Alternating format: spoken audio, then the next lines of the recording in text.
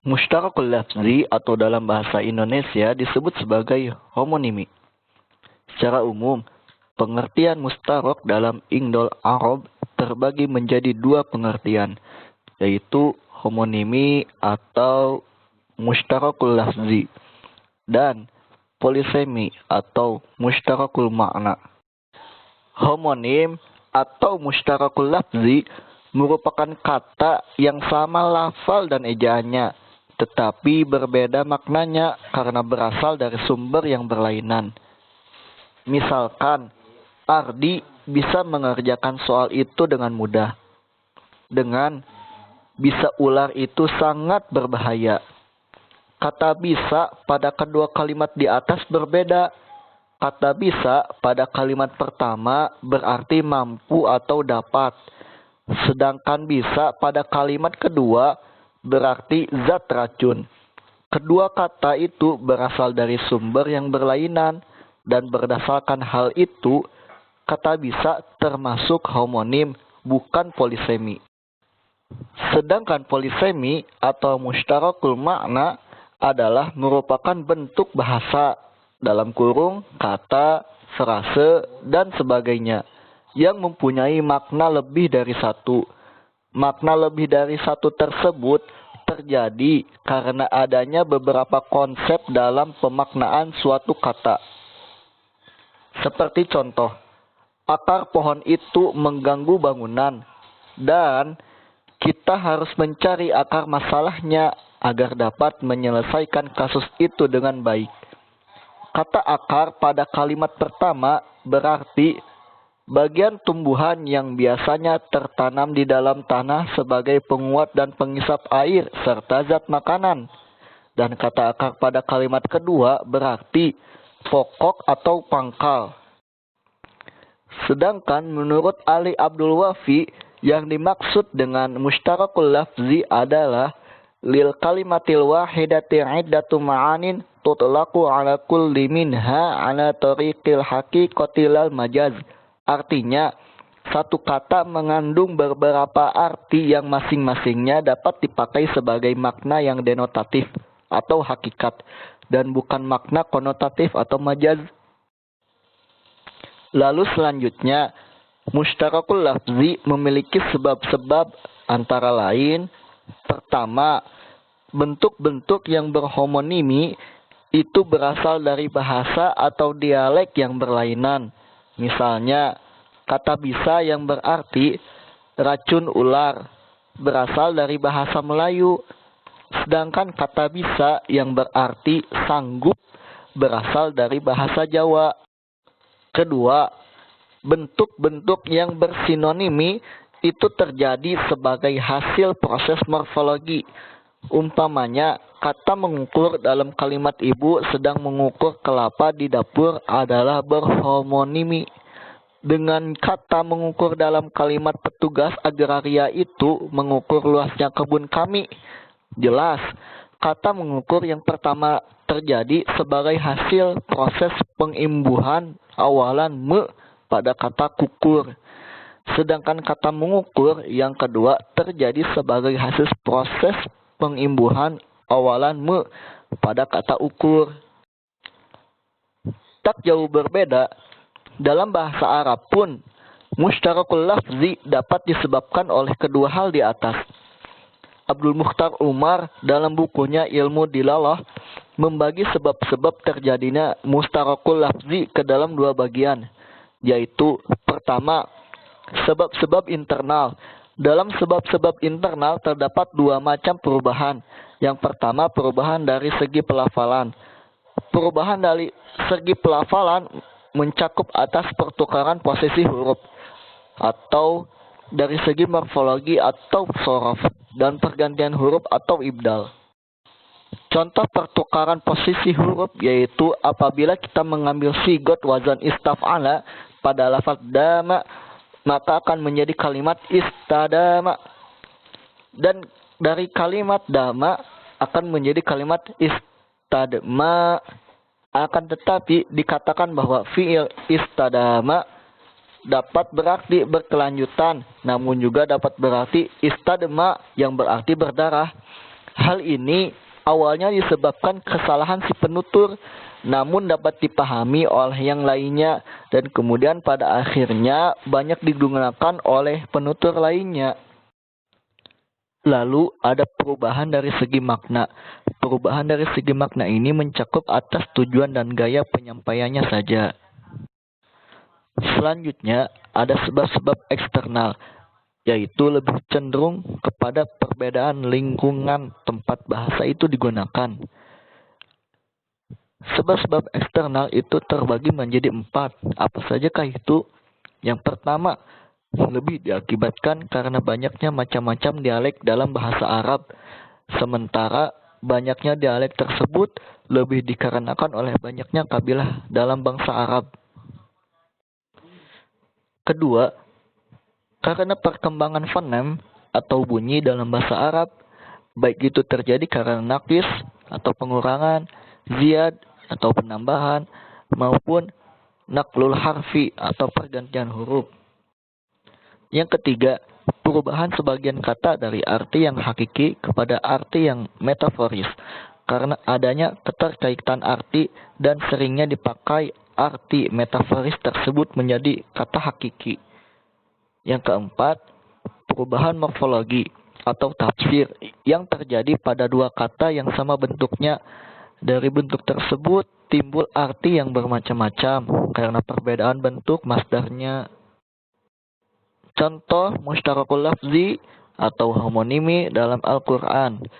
Berikut adalah Quran surat Al-Rum ayat 55 yang berbunyi, wa yauma taqumus sa'atu yuqsimul mujrimuna ma labisu ghairu sa'ah kadzalika kanu yufakun.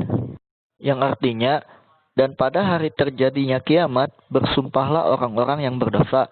Mereka tidak berdiam dalam kubur melainkan sesaat saja. Seperti demikianlah mereka selalu dipalingkan dari kebenaran. Dalam firman-Nya, Allah menggunakan dua lafaz yang sama dalam pengucapannya, yaitu lafaz as-sa'ah. Namun bila dilihat dari aspek artinya, keduanya mempunyai arti yang berbeda. Kata as-sa'ah yang pertama digunakan makna hari kiamat, sedang kata sa'ah yang kedua bermakna waktu zaman atau sesaat saja. Antara kedua kata tersebut mempunyai kesamaan dalam beberapa segi. Yang pertama, ada segi jumlah huruf atau harful adad. Kedua, macamnya atau nau'ah. Yang ketiga, syakalnya, syakalha. Dan keempat, yaitu urutannya atau tartabih. Contoh lain, yaitu firman Allah Subhanahu wa taala Quran surat Ar-Rum ayat 43 yang berbunyi, faqim wajhaka lid-dinil qayyim min qabli ayyatiya yaumun la maraddu lahu minallah yauma idzi yasaddaun. Oleh karena itu, hadapkanlah wajahmu kepada agama yang lurus, yakni Islam, sebelum datang dari Allah suatu hari yang tidak dapat ditolak kedatangannya. Pada hari itu mereka terpisah. Quran surat Ar-Rum 43. Lafaz Akim dan Al-Qayyim keduanya berasal dari kata yang sama, yaitu koma, sedangkan artinya berbeda. Yang pertama atau yang Akim tersebut artinya yaitu hadapkanlah, dan yang kedua Al-Qayyim yaitu berarti lurus, sedangkan keduanya itu berasal dari kata yang sama. Pengertian ini dalam ilmu balaghah disebut jinas istiqaq, yaitu adalah apabila dua lafaz yang serupa tersebut dari asal kata yang sama. Tadaruf ialah sinonim atau persamaan kata. Dalam Al-Quran, tadaruf digunakan untuk upaya menafsirkan Al-Quran. Kalangan ulama berbeda pandangan tentang penerapan tadaruf dalam Al-Quran. Yang pertama adalah kalangan yang menerima tadaruf. Alasan pertama, penerapan tadaruf dalam masalah turunnya Al-Quran dalam 7 huruf adalah fawailu wajhaka syatrul masjidil haram. Jumhur ulama membaca ayat tersebut menggunakan kata syatro. Namun Ibnu Abi Ablah membaca dengan fawailu wajhaka tilqo al-masjidil haram. Di sini kata syatro diganti dengan tilqo. Dapat dipahami bahwa kedua kata tersebut adalah dua kata yang mutaradif yang turun dalam perwujudan keterangan turunnya Al-Quran dalam 7 huruf. Lalu, penerapan tadaruf dalam masalah taukid. Seperti lafaz-lafaz tadaruf dalam surat Al-Anbiya ayat 31. Di sana terdapat kata fajaja dan sabila. Keduanya merupakan tadaruf yang berarti jalan. Hal itu disebabkan untuk memperkuat satu sama lain, atau bisa disebut dengan taukid. Lalu yang terakhir, penerapan tadaruf berkaitan dengan ayat mutasyabihat, yaitu pembahasan kisah-kisah yang sama dalam beberapa ayat, tetapi dengan menggunakan ungkapan dan penjelasan yang beragam. Contohnya adalah kisah tentang permintaan air oleh Nabi Musa kepada umatnya yang disebutkan dalam surat Al-Baqarah dan surat Al-A'raf. Dalam surat Al-Baqarah disebutkan, dan ingatlah ketika Musa memohon air untuk kaumnya. Lalu kami berfirman, pukullah batu itu dengan tongkatmu, lalu memancarlah daripadanya 12 mata air. Adapun dalam surat Al-A'raf disebutkan dengan redaksi sebagai berikut. Kami wahyukan kepada Musa ketika kaumnya meminta air kepadanya, pukullah batu itu dengan tongkatmu. Maka memancarlah daripadanya 12 mata air. Pada dua ayat tersebut dapat dipahami bahwasanya kata fangfajar dan kata fangfajasat merupakan tadaruf yang disebutkan dalam pembahasan ayat mutasyabih. Lalu untuk kalangan yang kedua adalah kalangan yang mengingkari tadaruf. Pendapat yang mengingkari tadaruf memiliki beragam tingkatan. Sebagian mereka membenarkan adanya tadaruf dalam bahasa, tetapi masing-masing lafaz itu memiliki tingkat kefasihan dan keindahan yang berbeda dalam penggunaannya. Sebagian mengingkari adanya tadaruf pada lafal-lafal Al-Quran. Jadi ketika menemukan lafal-lafal tetap mencari perbedaan antara kedalaman maknanya. Ada sebagian lagi menolak adanya tadaruf secara tegas baik secara umum maupun khusus dalam Al-Quran. Sedangkan sebagian ulama tidak menampakkan pegangan yang jelas apakah menerima atau menolak adanya tadaruf. Terkadang membenarkannya, terkadang menolaknya.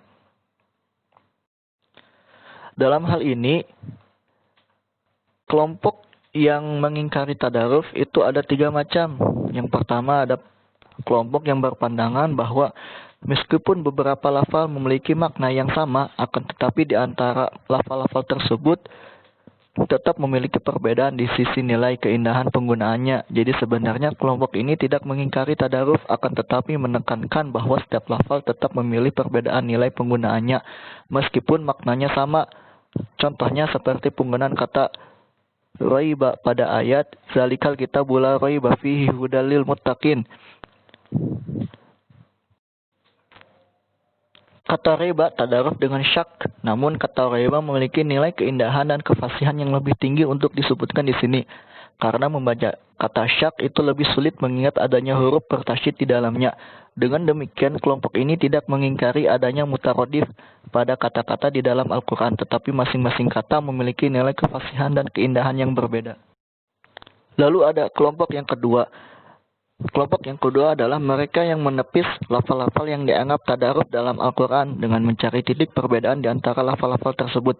Di antaranya adalah Az-Zarkashi yang membahas materi khutbah tentang lafal-lafal yang dianggap tadaruf, padahal tidak.